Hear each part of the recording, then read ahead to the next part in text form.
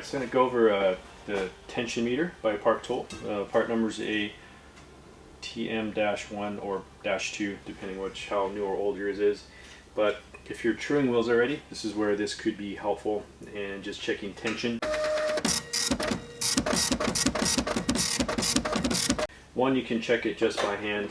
You can grab a pair of spokes, both sides, squeeze, squeeze, and you're running, just checking for consistency. You're making sure there's nothing super loose, missing, broken, anything like that. I rode a wheel probably a couple mountain bike rides with a busted spoke, but I didn't know it because it was making just the slightest little ting sound every now and then. You know, you hit a certain bump. Finally looked down and the spoke gets snapped right at the elbow.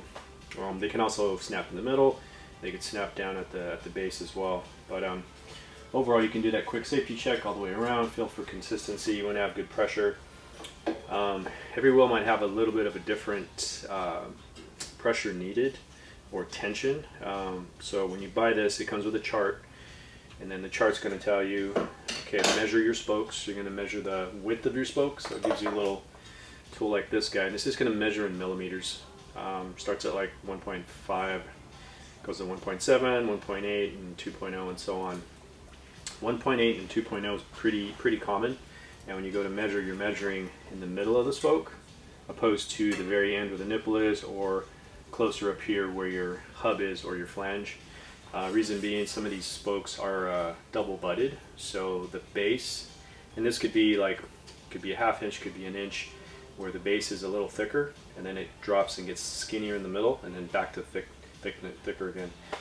So reason being for that, my interpretation anyways, they're just trying to lose weight. They're taking a weight away from the middle where maybe they feel it's not needed, thicken it up back here at the base on each end to give it the strength. So trying to get the best of both worlds, you know, on bikes.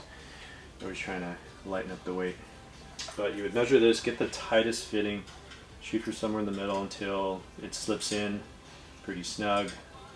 Yeah, so this one's measuring at 2.0, so 2.0, 2 millimeters. If you don't have something like this, you can, you know, if you got this, a micrometer, or some people may call it something different, but you're just measuring the thickness, same idea. Once you have that, the chart, you go and match up your chart. I got a very old chart here, but double-sided. You're going to look it up. Let's see here. One side you got round spokes, round steel, round carbon, titanium, aluminum. The other side is going to be bladed steel, bladed titanium, bladed aluminum. Most commonly, most of us have steel.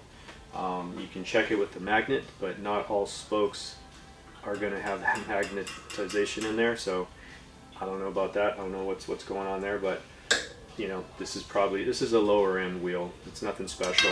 Aluminum rim. So I'm going to say most likely steel spokes. We have brass nipples, which are going to be your most common, well, that's not true, most strongest, and other than that, you're going to go aluminum. But that's a whole different video.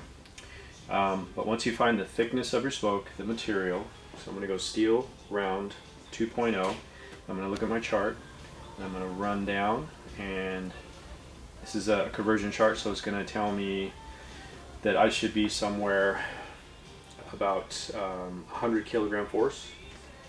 Most wheels out there on the market are going to be 100 kilogram force.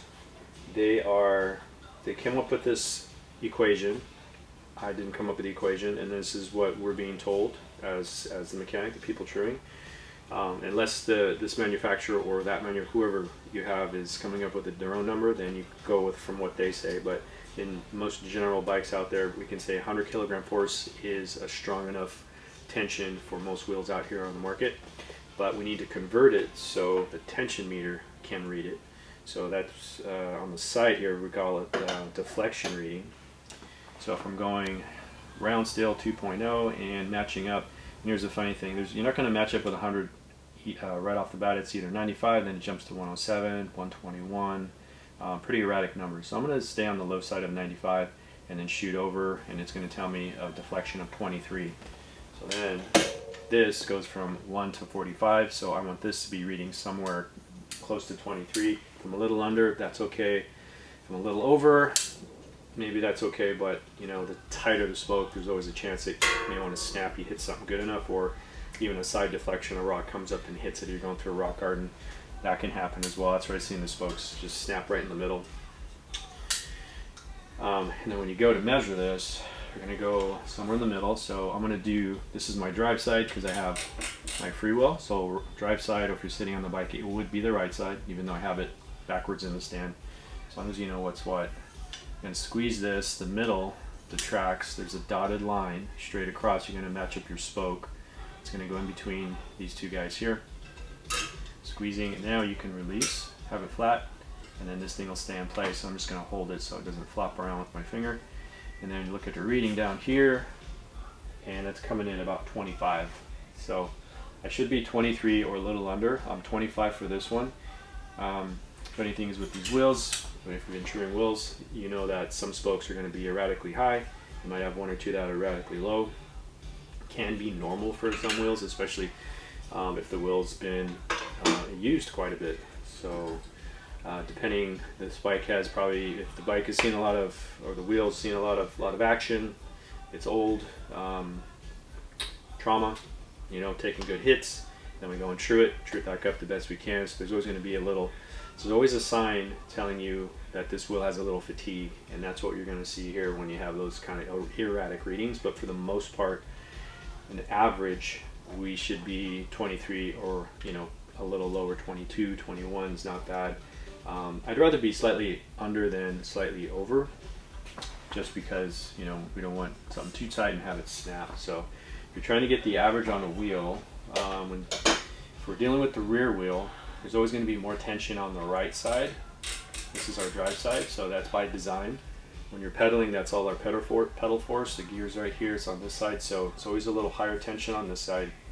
So if you want to get an average of a wheel, you can always measure all the spokes on your drive side. So some wheels might have 32 spokes, 22 or 28 and so on, so you're going to measure every single spoke on the drive side. So if you're looking down, everything coming down here, so boom, skip a spoke, go to the next one. So every other spoke you're going to measure. So I'm not sure how many spokes this is. Let's say there's 32 here. I'm going to measure 16 on this side over here, and then that's going to get my average, and that's going to dictate. So whatever side has a higher tension overall, we just need to measure that one side, and it's going to dictate the overall tension for the whole entire wheel. So for a front wheel, let's say we're running a disc brake, we got a disc on one side, then the disc side is going to have a slightly higher tension, and that's because of the braking force when we go to brake. So that tension is going to be higher, so you can measure the left side on a front wheel that has a disc brake. If you have an old school bike with rim style brakes, then the front wheel, you can measure either side. It's probably going to come out the same. This is the only tension meter I've used, only part tool. I haven't used any other brands. DT has one, not sure if anybody else, but I can only speak to this one. I have two. This one is probably close to 15 years old, probably 20. And then I have a newer one that's probably 2 years old or one. When I got that one in the shop, I measured it, I tested it with this one, and this one is still spot on. It does have adjustability if needed. I haven't had to do that, so I'm not sure what's involved, but back here there's some tuning stuff where your spring is. But other than that, it's been pretty useful. It's just a fun tool to use. You know, you can go bare with no tool, use hands if you're building wheels a lot. Or if you're getting into your first build, you can just go by eyeball and go by feel for starters. You don't need this guy here, but when I teach the classes, it kind of helps grasp other things. And then at least you know in the future that once you get the hang of it, you may not need this guy. You can kind of go by feel once you start mastering that art of wheel trimming.